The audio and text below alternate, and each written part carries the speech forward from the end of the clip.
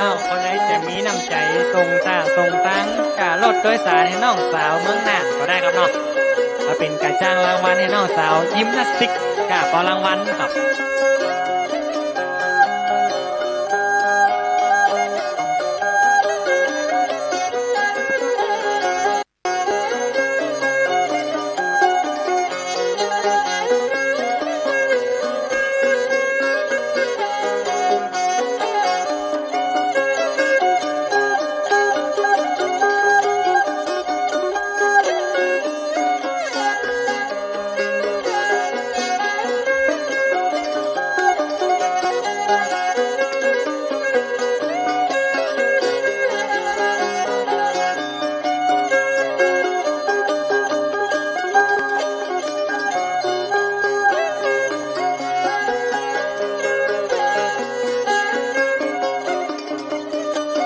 เอานี่มันก้อนมาเมินนะครับกระดูกกระด้าวไข่เสื่อมไปหน่อย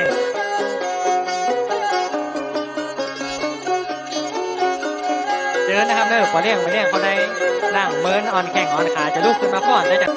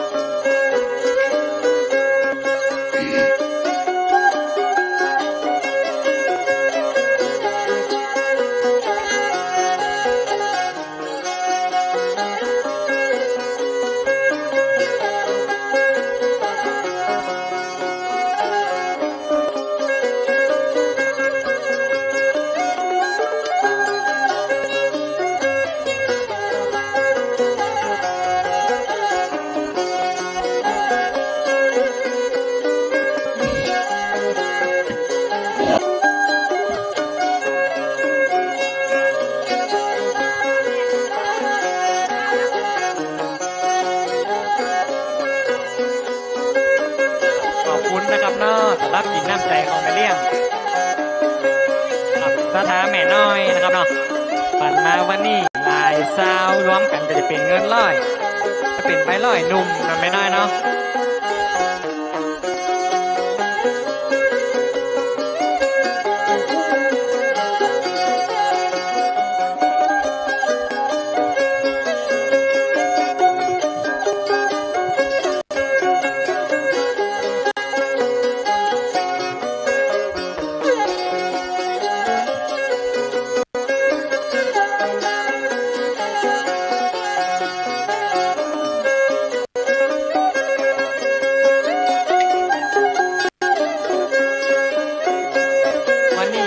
ซ้อหลงน่านนะครับเนาะเราต้องไปถึงเมืองน่านเขายกเมืองน่านมาไว้ที่เป็นดินเชียงแสนเมืองเก่านะครับเนาะ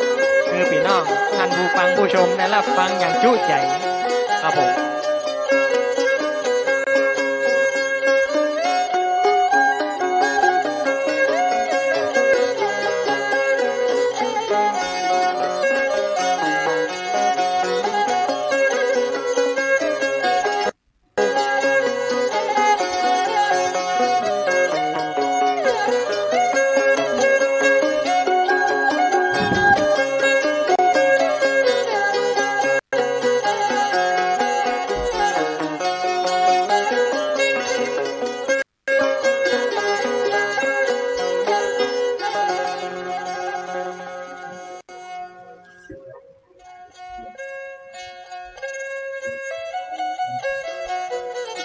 ว่าซอกาฟอนนี่มันมาด้วยกัน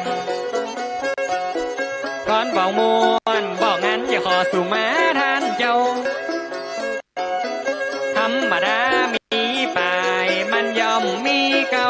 ประกันมาเล่านี่เป็นกรรมสอง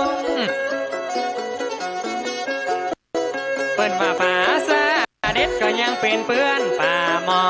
ที่ได้มาสอฐานะที่นี่มือสันวันดีก็ตึงบ่เศร้าบ่มันป้อนกาตากปีกป้อนลีกแม่เมียป้อนเสือออกเหล่า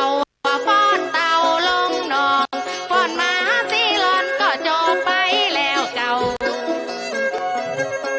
อันนี้ป้อนแงนของโบราณมาเก่าของบ่กินหูเน่าของ กลัวลืมมาป้ากันแล้วตึงบ่คักบ่คืนเขากว่าลืมของมาเก่าดังอันเลยสืบเลยสานกันมาแต่โสพลป่อเลี้ยงฮือกัน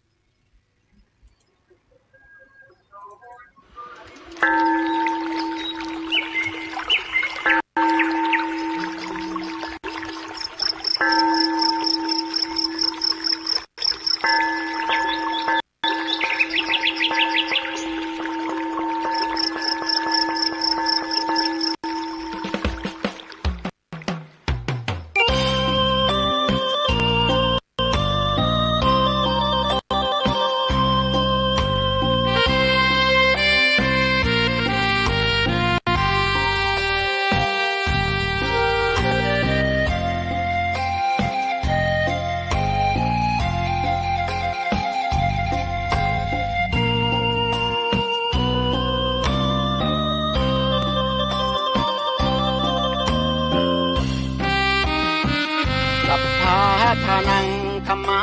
ทานังชินาติ ภาษาบาลีที่พุทธองค์ท่านทรงตรัสสอนการให้ธรรมะชนะการให้จงได้สังวรให้ทราบภายในชะล้างจิตใจให้คำสั่งสอนธรรมะจะช่วยกัดกร่อนนิวรณ์จะได้เบาบางขอถวายความเคารพพระมหาเถรานุเถระครูบาอาจารย์เจ้าทั้งหลายเจ้าตนเจ้าองค์เจริญสุขเจริญธรรมจงได้บังเกิดมีแก่ท่านพุทธศาสนิกชนทั้งหลายที่ได้สดับรับฟังธรรมะตังสถานีวิทยุวัดฝ่ายหินในระบบคลื่น FM 104.50 เมกะเฮิรตซ์ในเมื่อค่ำยามเย็นในวันนี้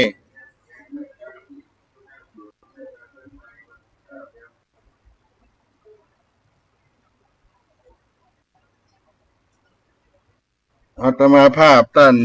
พระครูปัญญาสังฆการก็ได้มาพบกับท่านสาธุชนท่านผู้ฟังทั้งหลายในวันนี้วันที่9 ตุลาคม 2567 ซึ่งก็ได้มีกิจกรรมในวัดวาอารามในวันนี้ก็ได้ตกแต่งดาสถานที่การจัดทำบุญตักบาตรในวันพระวันพรุ่งนี้ก็ดีแล้วก็ต้อนรับรถด่วนธรรมะกลุ่มหนุ่มสาวจังหวัดเชียงใหม่รถด่วนขบวนพิเศษที่จะได้มาวัดศรีโสดาพระอารามหลวงจังหวัดเชียงใหม่ก็ได้สำเร็จเสร็จสิ้นไปเป็นวันแต่งวันดาวันโกนก็ว่าวันดาวันเตรียมการที่ญาติโยมจะได้ไปทำบุญวัดวาอารามต่างๆในช่วงเทศกาลเข้าพรรษาก็ยังได้ทำบุญกัน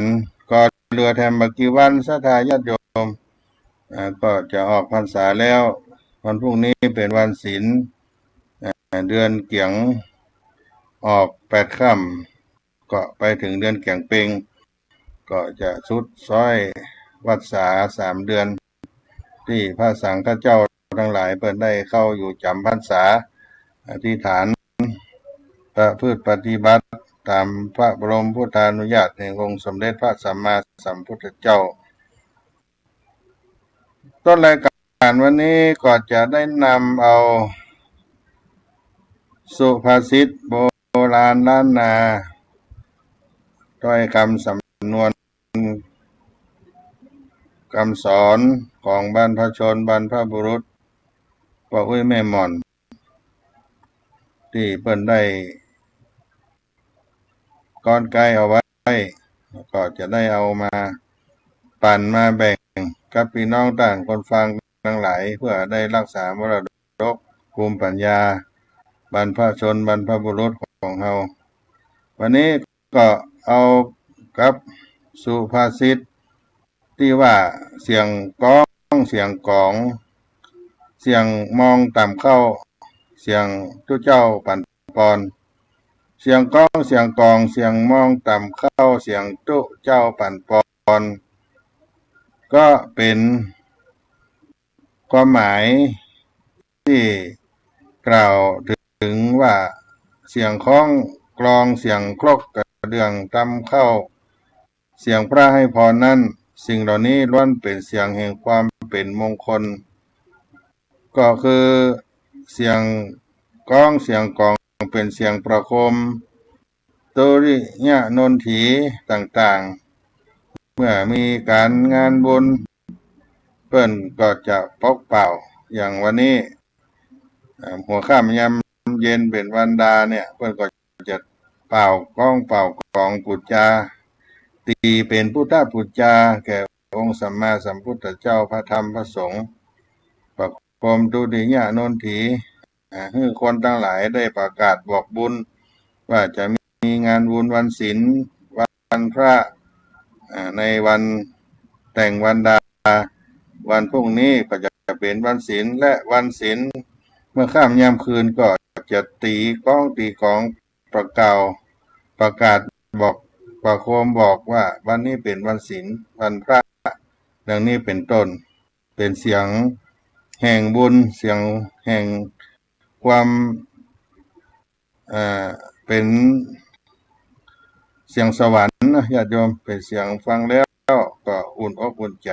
เสียงก้องเสียงกองตุริยะนนถีเป็นเป่าประกาศบอกบุญและเสียงมองต่ำเข้าการต่ำเข้า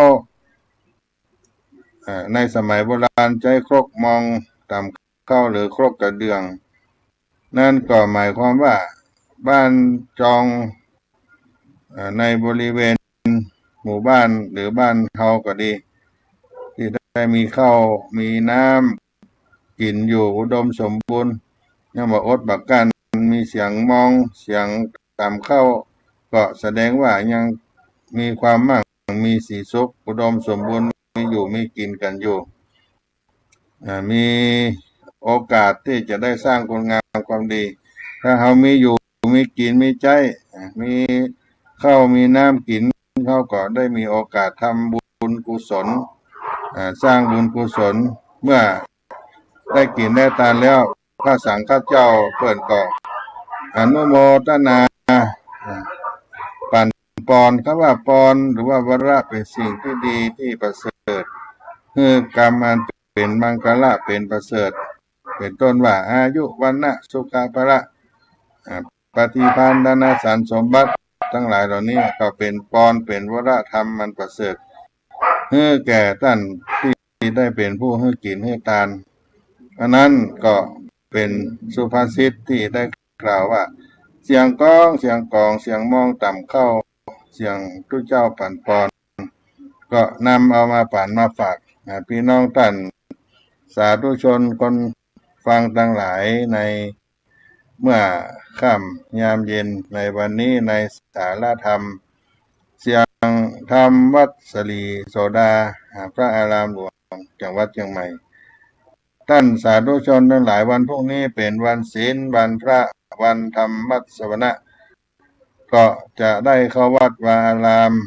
เข้าไปทำบุญกินทานตามที่เราได้ประพฤติปฏิบัติกันมาก็ได้มีการนำข้าวตอกดอกไม้ดำเทียนโอตันนาพิขาหารไตรยะวัตถุตางนานาต่างๆอาหารข้าวหวานเข้าไปถึงวัดวาลามเจ้าประมาณ6:30นอย่างจ้าไปก็ใส่ขันดอกขันแก้วตั้ง3ขันศีลขันน้ำตาลบุญบารมีทั้งหลายเหล่านี้ก็จะเกิดขึ้นกับเฮาท่านทั้งหลายดังนั้นเราได้เข้าวัดวารามก็ได้ใกล้ชิดพระรัตนตรัยในช่วงเข้าพรรษาถือว่าได้อานิสงส์ ที่ได้มีการทำบุญอย่างเข้มข้นด้วยจิตใจอันบริสุทธิ์ด้วยศรัทธาแรงกล้าปฏิญาณตนประพฤติปฏิบัติตนเป็นคนดีตามคำสอนในทางพระพุทธศาสนาก็อนุโมทนากับทุกท่านและวันพรุ่งนี้ญาติโยมทางวัดสลีโสดาก็ได้รับเกียรติในการต้อนรับรายการรถด่วนขบวนพิเศษเผยแผ่ธรรมะกลุ่มหนุ่มสาวจังหวัดเชียงใหม่ในกิจกรรมการฟังเทศน์ในฤดูกาลเข้าพรรษาเพื่อนจะได้เดินทางมาที่วัดสลีโสดาตกวันศีลเดือนเกียงเหนือออกไปค่ำในภาคค่ำญาติโยมภาคเจ้าก็ได้ทำบุญตักบาตรที่ว่าไปภาคค่ำประมาณ5 โมงแรงเป็นต้นไปก็ศรัทธาญาติโยมก็เดินทางกันมาอยู่ในวัดศรีโสดามีการต้อนรับคณะแต่ละวัดวาอารามที่เป็นสมาชิกรถด่วนขบวนพิเศษกลุ่มหนุ่มสาวจากวัดเชียงใหม่5 6 70กว่าแห่งเพิ่นก็จะเดินทางเข้ามาที่วัดศรีโสดาได้สอบถามคุณศักดิ์พีสุภาเพิ่นเป็นประธานชมรมกลุ่มหนุ่มสาวเพิ่นก็ว่าถ้าบาดเติกคิดเติกเหนื่อยในการน้ำนองก่อนเต่าน้ำนองน้ำไหลน้ำหลากนี่คงจะมาในประมาณปันปลาย1,200 1,300 1,000 กว่าคนที่ผ่านมาแต่ว่าในวันพรุ่งนี้ถ้าหาก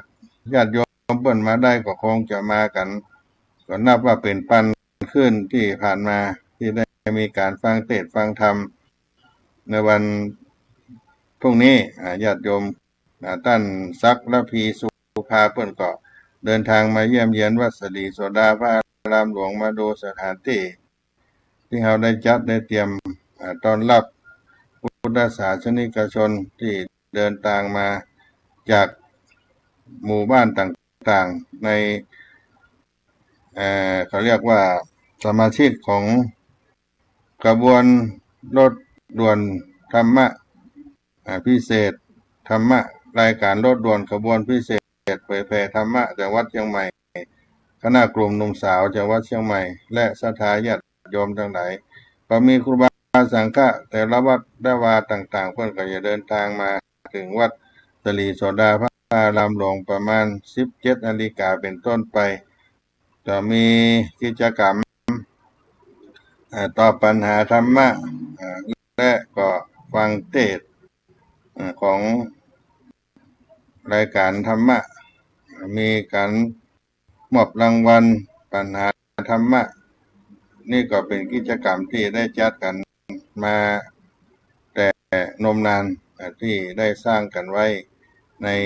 จังหวัดเชียงใหม่ที่เป็นที่รู้จักกันนี้คือรายการรถด่วนขบวนพิเศษเผยแพร่ธรรมะของกลุ่มหนุ่มสาวจังหวัดเชียงใหม่รวมเลยเวลา50-60 ปีที่ผ่านมาได้มั่นคงยืนยาวมาถึงปัจจุบันนี้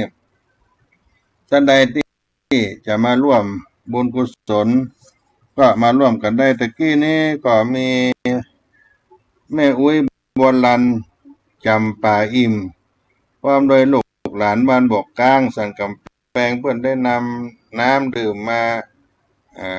หลาย10 แพ็ค4-50 แพ็ค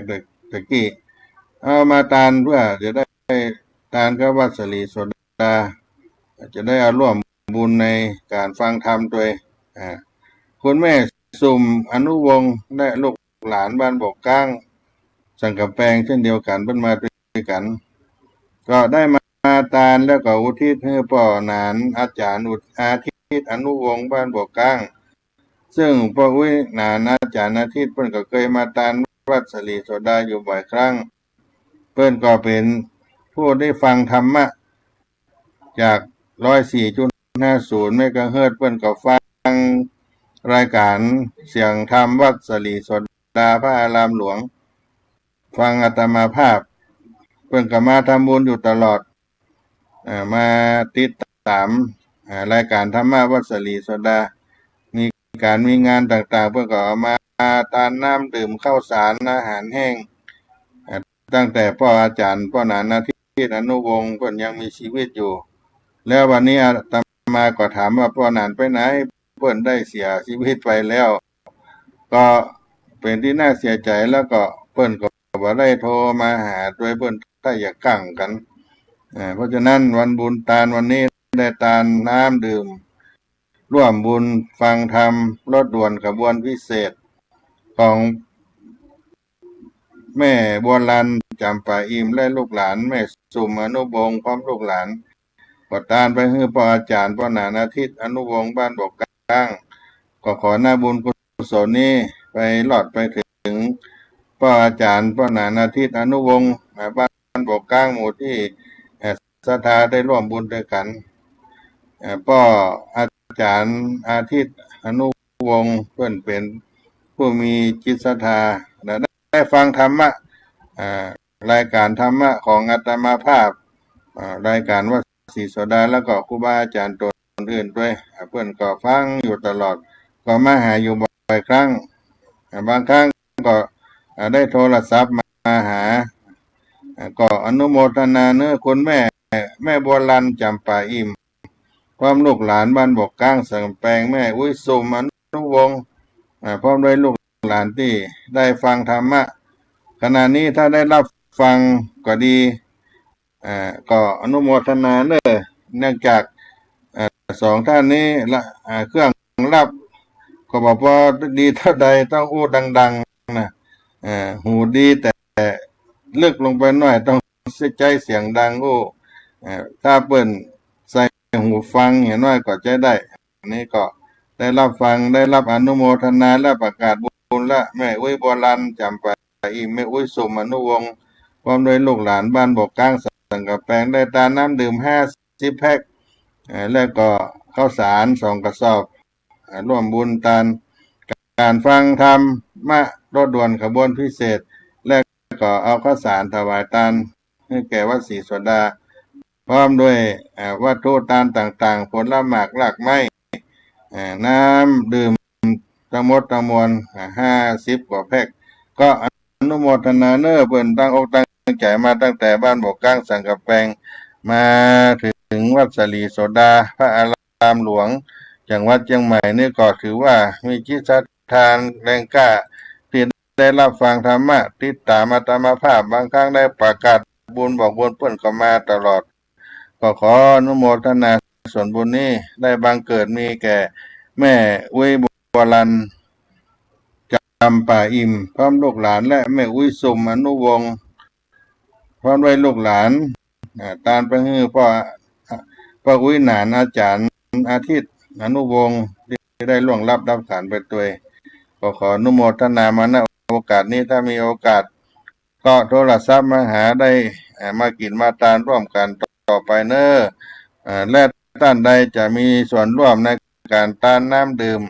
ตั้งโรงทานต้อนรับศรัทธาที่มาร่วมกิจกรรมฟังธรรมะของวัดศรีโสดาที่ได้ต้อนรับรายการรถด่วนขบวนพิเศษจะมีโฮงทานกับข้าวอาหารข้าวหวานก็ประสานที่ต่ออาตมาได้เพื่อนว่าคนจะมาเป็นปันป่ายนะญาติโยมไปจะมีโรงทานเป็นข้าวกล่องเป็นก๋วยเตี๋ยวเป็นอะไรยังก็ได้ถ้าจะร่วมบุญมาพบกันที่วัดศรีโสดาตามที่ท่านประธานกลุ่มหนุ่มสาวจังหวัดเชียงใหม่ท่านศักดิ์ระพีสุภาเพื่อนได้กล่าวไว้ก็มาร่วมกินร่วมทานกันได้เอาโฮงทานมาก็ได้อาจจะได้บุญด้วยกันตอนรับพี่น้องคนนักคนหลายได้กินโฮงทานอาหารก็ม่วนอกม่วนใจฟังธรรมะกันไปด้วยเพราะนั้นเมื่อได้มาแล้วบอกว่าวันศีลวันพระได้ฟังธรรมเป็นบุญกุศลเป็นสิ่งที่พระพุทธองค์กล่าวไว้ว่าการฟังธรรมเป็นมงคลต่อชีวิตกาเลนะธรรมัสสวนังเอตัมมังกลมุตตมังเมื่อมีโอกาสได้ฟังธรรมะได้ทบทวนถึงประโยชน์หลักธรรมแล้วก็นำมาใช้ในชีวิตประจำวันก็เป็นมงคลสุขเป็นมงคลแก่ชีวิต เพราะฉะนั้นการฟังธรรมนั้นเฮาท่านทั้งหลายก็ได้มีโอกาสให้ชีวิตของเราได้รับสิ่งที่เป็นมงคลเป็นสิ่งที่เราได้ฟังสิ่งที่บ่เคยได้ฟังและสิ่งที่เคยฟังมาแล้วหากยังบ่เข้าใจก็จะเข้าใจยิ่งขึ้นและก็ได้หายความสงสัยที่เรามีความสงสัยบ่เข้าใจต่างๆเมื่อฟังธรรมะแล้วก็มีความคิดเห็นที่ถูกต้องใจเราก็บริสุทธิ์ผุดผ่องมีจิตใจที่ผ่องใสก็เป็นอานิสงส์ที่ได้ฟังธรรมได้มีอานิสงส์อยู่5ประการที่ได้กล่าวไปนี้เพราะฉะนั้นท่านทั้งหลายได้มีโอกาสได้มาร่วมกินร่วมทานได้มีเวลาก็มาร่วมบุญกันได้ที่วัดสลีโสดาพระอารามหลวงจังหวัดเชียงใหม่แต่ว่าได้อู้กันไปถึงเรื่องการต้านกล้วยสลากที่เป็นประเพณีอันมายาวนานซึ่งมีการแบ่งการจับสลากของกินของทานต่างๆนั้นเป็นเรื่องของการแบ่งการจับสลากเสี่ยงสลากว่าจะได้บุญกินบุญทานที่คนทั้งหลายเอามาทานมีตำนานประวัติเรื่องนางยักษินีก็ดีที่ได้เป็นคู่อาฆาตกับกุมารีทั้งสองที่ได้ไปขอเพิ่งบุญพระพุทธเจ้าแล้วก็โปรดบ่าวจองเวรซึ่งกันและกันนางยักษินีตนนั้นก็ได้อธิษฐานสมาทานตนรักษาศีลบ่กินสัตว์กินคนอยู่ในธรรมะกินพักกินไม้ตามป่าตามเขาอยู่กับนางกุมารีแล้วก็ได้มีความรู้ในด้านพยากรณ์อากาศในการทำการเกษตรฮู้ฟ้าฮู้ลมฮู้ฝนกุมารีได้ทำแล้วก็มีความร่ำรวยขึ้นชาวบ้านทั้งหลายก็หันแล้วก็มีความสงสัยแล้วก็เข้าไปไปจ๋าเพิ่งบุญกับนางยักษินีก็ได้ปฏิบัติตามดังที่นางได้เรียนรู้ในด้านพยากรณ์อากาศทำมาหากินก็เกิดมั่งมีด้วยทรัพย์สินเงินทองด้วยที่นางได้แนะนำให้การประกอบอาชีพก็เอาเข้าเอาของไปทานให้นางยักษินีแล้วก็มีมากขึ้นนางก็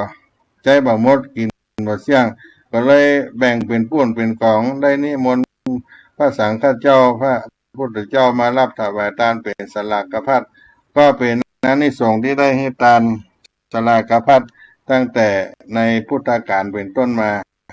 แล้วก็เป็นเรื่องของตาลกาละอ่อนเลี้ยงควายที่ได้เอาห่อเข้าไปทานให้กับพระธุดงค์ได้เดินทางมาผ่านมาที่บ่ได้ฉันเข้าและมาจับฉลากเอาห่อเข้าแล้วก็มีเรื่องของจายทุกตะทำมาหากินได้กินได้ทานสลากภัตก็ได้ร่ำรวยเมื่อตายไปก็ได้ไปเกิดบนสวรรค์แล้วก็มีเรื่องจันทปทุมมาวดีแถมเรื่องที่ได้ให้กินให้ทานก็ได้มั่งมีสีสุขได้มาเกิดเป็นมนุษย์โลกในพระพุทธเจ้าก็ได้ทำบุญให้ทานสลากภัตอันนี้สงฆ์ได้เกิดมาแถมครั้งหนึ่งก็ได้มาเป็นอัครมเหสีแห่งพญาจักรวรรดิเป็นเจ้าแผ่นดินได้อยู่สุขสำราญบานใจมีอานิสงส์ในการทำบุญสลากภัตที่เป็นเรื่องการให้ทานดังนี้ที่อาตมาภาพเคยได้เอามาเล่ามาอู้สู่กันฟังวันนี้ก็จะถือโอกาสเอาอานิสงส์สลากภัตทำพื้นเมืองเอามาป่านมาฝากพี่น้องท่านผู้ฟังทั้งหลายในวันจัดเตรียมอาหารบางท่านก็อาจจะแบ่งกับข้าวอาหารอยู่ก็ฟังธรรมะอานิสงส์สลากภัตเป็นประเพณีของเพื่อนบ้านล้านนาของเราก็ยังกินตานสลากภัตกันอยู่ในปัจจุบันนี้ก็จะได้นำเอาพี่น้องศรัทธาได้ไหว้พระฟังธรรมเพื่อได้เอาเป็นอานิสงส์ในบุญกินบุญทานอานิสงส์สลากภัต ในว่าค่ำยามเย็นในวันนี้ที่จะได้เอามาปั้นมาฝากพี่น้องท่านคนฟังทั้งหลายเนาะก็เชิญไหว้พระฟังธรรมด้วยกันเนอ้อ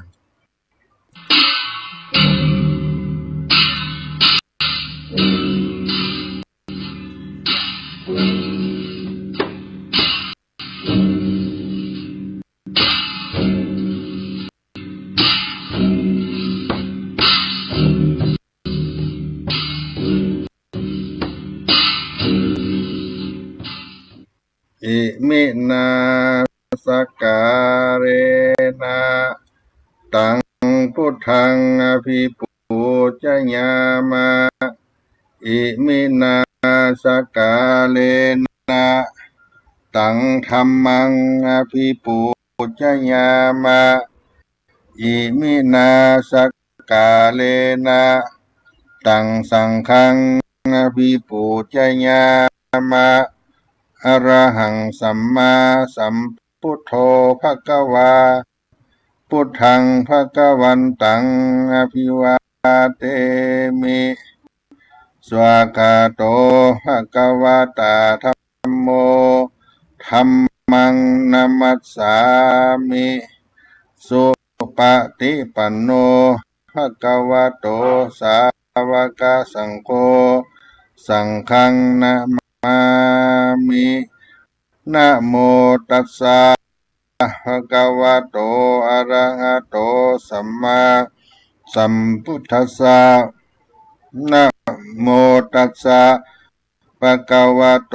อะระหะโตสัมมาสัมพุทธัสสะนะโมตัสสะภะคะวะโตอะระหะโตสัมมาสัมพุทธัสสะ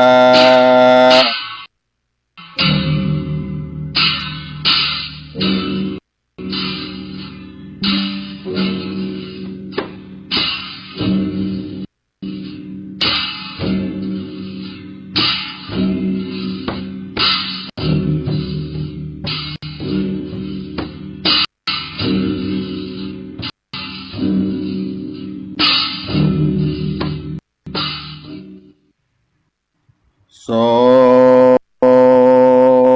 มเด็จเลยพระกาโต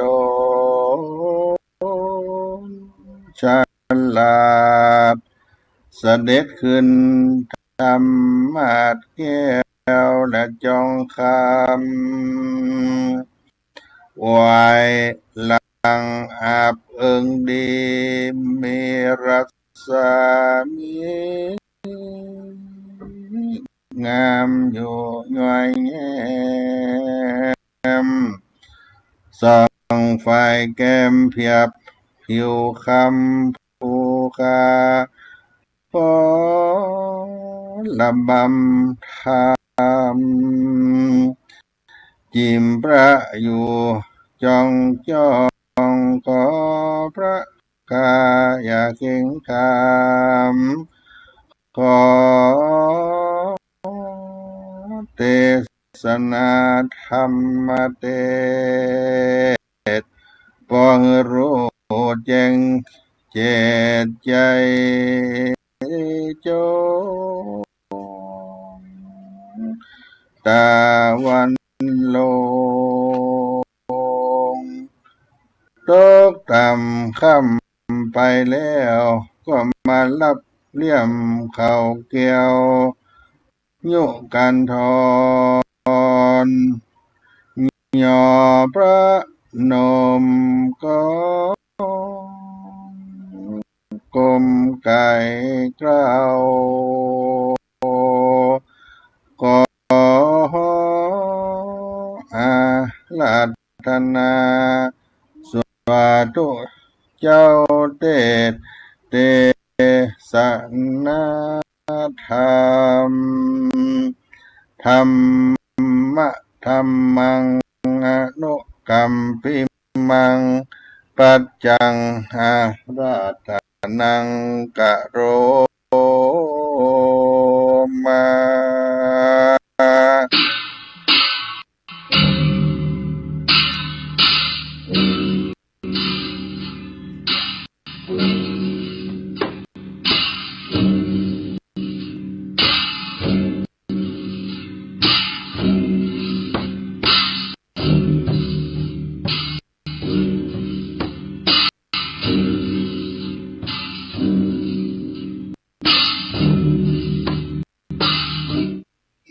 โมตัสสะภะคะวะโตอะระหะโตสัมมาสัมพุทธัสสะเอกัสสะมิงคิลาสัมมาเย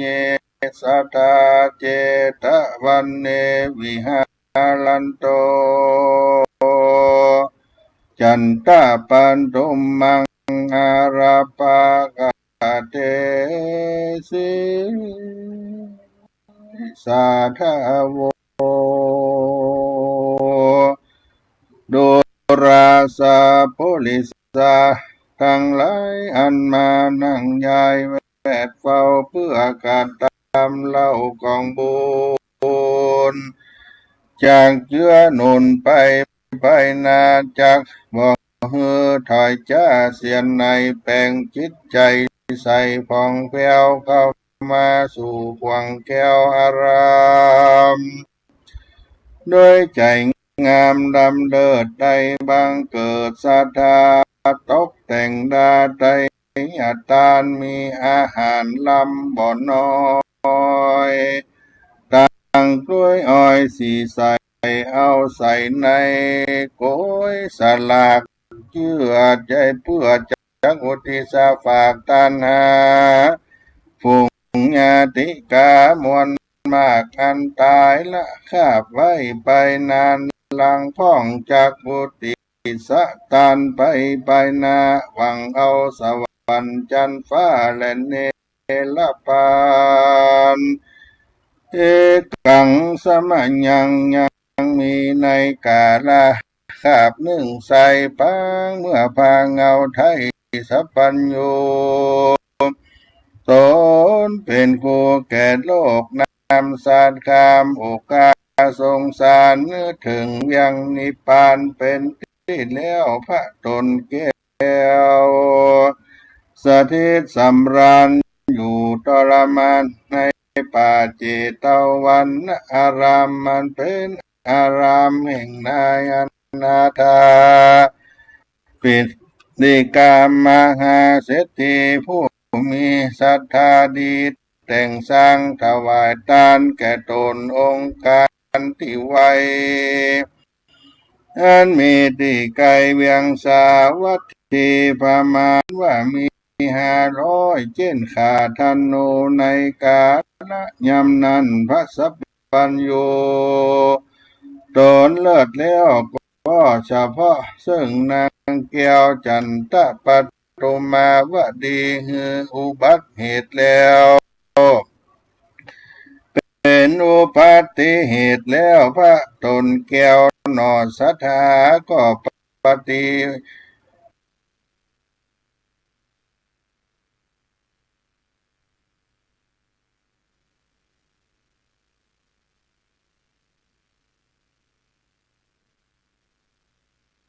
จันทปัตตุมาวดี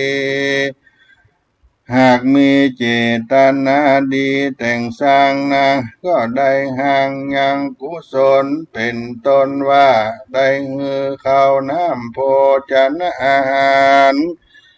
นางก็ได้สละฮือเป็นตานก็มีเป็นอันมากนักทลาบต่อเต้ามั่งปัญจขันธ์ตั้งอาแล้วก็ไหวนาคพานเอาตนไปเกิดในห้องเลิศสวรรค์กเทวโลกเสวยสุขโสดสำราญสมบัติคันวิเศษก็เพราะเหตุนางจันทปัตตุมาวดีมีเจตนาสละเข้าของเป็นทานกับตังโภชนะอาหารนั่นแลในกาละเมื่อพระพุทธเจ้าได้ทรัสสัพพัญญูตัญญาณเป็นพระในโลกวันนั้นนางจันทปัตตุมาวดีก็จุติจากภาคห้องเมืองสวรรค์กเทวโลกลงมาเกิดในเมืองปาลาณสีนางก็สมฤทธิ เป็นดีโดยเขาของสัมปติน้องมากนักนาถึงวัยญาการขึ้นใหญ่อายุยังนางใด16 ปีนางบุญมีก็ได้ฮือข้าวน้ำโภชนะอาหารกับพาจีวราทานแก่เจ้าภิกขุต่างหลายมีพามานว่าได้7 วันแล้วในกาละเมื่อนั้นเจ้าภิกขุทั้งหลายก็มานั่งยายเจียนจาถึงนางบุญเรืองจันทปทุมาวดีว่านางนี้ประกอบไปโดยศรัทธาว่าดูกาลาเจ้าทั้งหลายเฮ้ยส่วนนางจันทปทุมาวดีนางนี้ก็มีใจศรัทธาในศาสนาแห่งพระพุทธเจ้านางหนอนเอาก็ตานมานานประมาณได้7 วันก็มีแล้วตาในกาลยามนานพระพุทธเจ้าจึงกล่าวว่าภิกขเวดุลาภิกขุทั้งหลายนางจันทปทุมาวดีนิสัยหากมีใจศรัทธาลาสละโภกาคือเป็นตานนั้นมากก็หากบ่มีในแต่กาลบัดนี้ในกาละเมื่อก่อนเมื่อนานนางก็ได้กระทำบุญทานมากนักก็มีแลตาในกาลยามนั้นส่วนอันว่าเจ้าภิกขุตนฉลาดก็ย่อมือไว้อาลาธนาขอพระพุทธาตนนุงอาจจงมีใจขวาดเทศนายังอาติเตกาเลกาละอันล่วงแล้วภาคโกฏแด่เตออัฏฐาสัทธาในกาลยามนั้นพระสัพพัญโยเจ้าจริงเทศนาจาติเก่านั้นมาแก่ภิกขุสังฆากณนามวลมากว่าติเตกาเลภิกขเวปราณสิยังธรรมตัตโตนามราชาธรรมเมนรัจจังกาเลสีดังนี้ภิกขเวดุลาภิกขุทั้งหลายอันมานั่งยายแวดเฝ้าในอดีตเก่าเมื่อนานยังมีพระอุบาล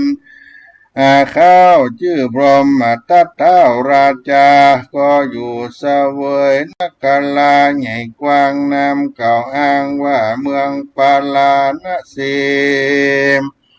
เป็นมหาราชธานีเอกอ้างเหตุว่ามีพระเจ้าจ้างอยู่เสวยเมืองเต้าบนเรืองปฏิบัติชอบประกอบโดยราชธรรม10 ประการไฟพระไพร่ฟ้าสูงบานยิ่งโยดบ่มีเหตุโทษพวยภัยกังวลอันใดบ่ถูกต้องเมืองแห่งพระยอดซอยหากสุขเสมและนาตาในกาละยามนั้นเล่ายังมีนางหนุ่มเนาสมยิงลูกเป่าปิงบ่เศร้าชื่อว่านางหนอเนาจันทปทุมมาตะลงรูปโสภาบ่เศร้านางนั้นเล่าหากมีศรัทธาก็อยู่ในเมืองปาราณสีนาคราภูรีแคว้นกว้างนางนั้นอ้างห่มตาลถวายแก่หมู่สิกขาบาลบ่เศร้านางหากถวายแก่เจ้าที่คู่สังฆาญาว่าเสียงเข้าของเงินคำมากนักก็มีแลอาเทกาที่ว่าสั่งยังมีในกาละวันหนึ่งใสนางหน่อไทยจันทปทุมมาวดีก็มาพิจารณาในใจว่าอัจฉริในวันพวกนี้ก็เป็นวันดีวิเศษข้าน้อยเนตร จึงยกย่อถวายทานแก่พระผู้บานแห่งพระพุทธเจ้านางก็ได้มาหือทานแก่สิกขาบานบ่เศร้าหมู่สังฆะเจ้าสังฆรัติญาในกลางคืนและลุ่งแจ้งนางก็มาตกแต่งตำดายังวัตถุนานามาพร้อมตกแต่งซ้อมดาดีก็ด้วยศรัทธามีแต่เก้านางนอนเนาได้ตกแต่งดากันปาดิปุณนาพร้อมแล้วนางเกี่ยวก็ถือเอากันทะมาลาดอกไม้ก็เข้าไปสู่ขวังแก้วกูอารามอันเป็นสถานที่อยู่แห่งพระสัพพัญโญพระพุทธเจ้าแล้วนางแก้วก็ขออาราธนายังพระพุทธาเป็นเก้าพร้อมกับตังเจ้าภิกขุสังฆาว่าพันเตคาแต่พระพุทธเจ้าและหมู่เจ้าภิกขุสังฆาทั้งหลายผู้ข้าขออาราธนาพระพุทธเจ้ากับหมู่เจ้าสังฆะทั้งหลายไปรับเอาทานเข้าสลากภัตตาในเรือนแห่งการในวันพวกเมื่อเจ้าได้เติบกันนางจันทปทุมาวดีอาราธนานิมนต์แล้วนางก็คาดแก้วไปสู่เรือนตนในกลางคืนวันนั้นแจ้งแล้วนางหนอแก้วจันทปทุมาวดีก็ฮือตาสาตาสีตกแต่งหังยังเข้าน้ำโภชนะอาหารกันว่าบัวละมวลแล้วก็เฮือทานแก่ตนเกี่ยวสัทธานมีภิกขุสังฆาเป็นประธานนางก็หยาดน้ำหมายทานเหนือนาแผ่นดินแล้วนางแก้วก็ผาธนาโดยสัจจะการถาว่าพันเตภควายิมินาปุญเยนาสักกะเทวโลกังอุปัชชติยะถามิหังดังนี้พันเตคาแต่เจ้ากูตรวยเตจะพลาบุญกรรมนินาขอจุ้งเป็นปัจจัยนำเอาตนข้าไปเกิดในห้องฟ้าเลิศสวรรค์กาเทวาจันฟ้าแม้นว่าข้าเกิดมาในจัดใดของข้าใดเสวยสัมปติอันมากนักด้วยอานิสงส์อันข้าได้ฮือสลากภัตตานังอันเป็นอุตตมาตานิเตว่าอันในกาละยำนั้นพระพุทธเจ้าเป็นประธานพร้อมกับด้วยภิกขุสังฆาทั้งหลายก็กระทำภัตตาอนุโมทนาซึ่งทานแห่งนางจันทปทุมาวดีอุปาสิกาแล้วก็กล่าวการท้าว่าอิชิตังปฏิตังตุมหังคิปะเมวะสมิจจันโตสัพเพปุเรนโตสังกปาจันโตปันนรโสยถามณิโจติละโสยถาดุลามอุปาสิกาว่ากรรมภาธนาแห่งนางนั้นก็จูงสมฤทธิดังกรรมภาธนาแห่งนางจุยังจุประการเตือเจ้าภิกขุทั้งหลายก็กระทำภัตตาอนุโมทนากับโดยทานแห่งนางแล้วก็พากันฉันเข้าในเรือนแห่งนางแล้วก็กลับคืนไปสู่ยังป่าเจตวันนาอารามมันเป็นสถานที่อยู่แห่งตนก็มีวันนั้นแลตัสมิงคันเนในขณะบัดนั้นภวนังอันว่าหินปันดุกรรมปะละศิลาบาทแห่งตาวราช พระยาอินตาทิปะอาสนะแห่งพญาอินตาเจ้าฟ้าอุณหากาลังก็ร้อนกระดังแข่งในกระดะบัดเดียว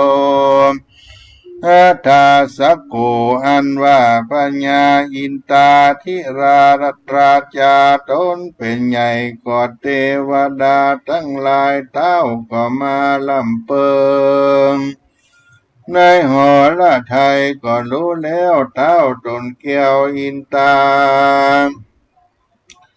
ก็รู้สภาวะโดยปัญญาทิพย์แห่งตนว่าในวันนี้นางจันทปทุมาวดีมีศรัทธาตันเข้าสลากภัตตะแก่เจ้าภิกขุทั้งหลายมากว่าอันพระญาอินตาธิราชก็เสียงสาธุการอนุโมทนาบุญกับนางแล้วก็หาฝนแก้ว7ประการตกลงมาในเมืองปาลาณสีอันเป็นมหาเมฆะอันใหญ่นักก็มีแลมหาจโนอันว่าเจ้าเมืองปาลาณสีตั้งมวลหันนัสจันนั้นแล้วก็กล่าวคาถาว่าตานังนามะมหาพลังโหติชื่ออันว่าตานเข้าสลากภัตตาก็มีอานิสงส์อันกว้างขวางมากนักว่าอันในกาละยามนั้นพญาพรหมทัตราจาก็หันรูปอันโสภาวันนะอันงามแห่งนางนงครานจันทปทุมาวดีนั้นพญาพรหมทัตราจาก็บ่อาจจักตั้งตนอยู่ใดเต้าก็เสนาไปนำเอานางนงเราจันทปทุมมาวดีมาโดยสีวิไก่คำสู่ภาษาแห่งตนแล้วก็ตั้งนางเกี่ยวเป็นอัครมเหสีเป็นใหญ่กว่านางทั้งหลายได้16,000นางก็มีวันนั้นแลตะโตปัฏฐาญาแลกแต่นั้นไปนาจันทปทุมมาวดีก็จำเริญดีเข้าปินดิบาตเป็นตานแก่พระพุทธเจ้าและภิกขุสังฆาทั้งหลายจุวันบ่ขาดนางก็กระทำตานเป็นอนิจจการนางบ่ได้ประมาทในกองบุญนางใดกระทำหนุนไปบ่ขาดตลาบเสียงอายุแห่งนางก็มีแลสลากภัตตะตานังนิติตังขิญาสังวันนาวิเศษจางองเหตุอานิสงส์อันใดตานเข้าสลากภัตตะตานังก็บังกมสมเลสเดช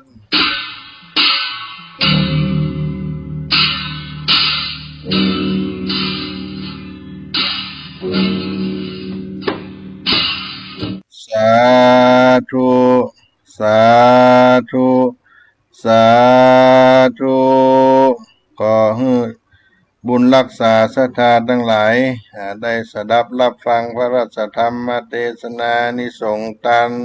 กวยสลากภัตในมาค่ำยามเย็นวันนี้ได้สุขเย็นจุ่มเนื้อเย็นไก่กันทั่วหน้าวันพรุ่งนี้เป็นวันศีลวันพระวันธรรมสวนะเดือนเกียงออก8 ค่ำก็เป็นวันที่เราได้ทำบุญตักบาตรในวัดวาอารามส่วนภาคค่ำทางวัดศรีสุดาได้มีการต้อนรับคณะสงฆ์ศรัทธาที่เป็นสมาชิกรถด่วนขบวนพิเศษโครงการจังหวัดเชียงใหม่กลุ่มหนุ่มสาวได้เดินทางมาจอดขบวนรถที่วัดศรีโสดาวันที่10 ตุลาคม 2567ก็น้อมเชิญทุกท่านมาร่วมมาต้อนรับสมาชิก ชาวพุทธเฮาที่ได้เดินทางมาจากอำเภอต่างๆเพื่อได้มาถึงวัดสลีโสดาพระอารามหลวงท่านใดมีใจอยากให้เป็นเจ้าภาพโรงทานอาหารเครื่องดื่มก็มากินทานกันได้เนอะจะเอาโรงทานอาหารมาร่วมบุญกันได้ตั้งแต่วันพรุ่งนี้ก็มาที่ต่อก็เริ่มตั้งโรงทานตั้งแต่4 โมงไปเนอะก็จะมีศรัทธาญาติโยมมากันนักกันหลายมาร่วมกินร่วมทานกับพี่น้องท่านที่เป็นสมาชิกรถด่วนขบวนพิเศษ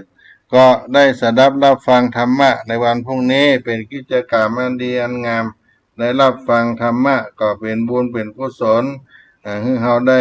อยู่เย็นเป็นสุขการท่วนหน้าได้ให้เราได้มีอานิสงส์ในการทำบุญกุศลให้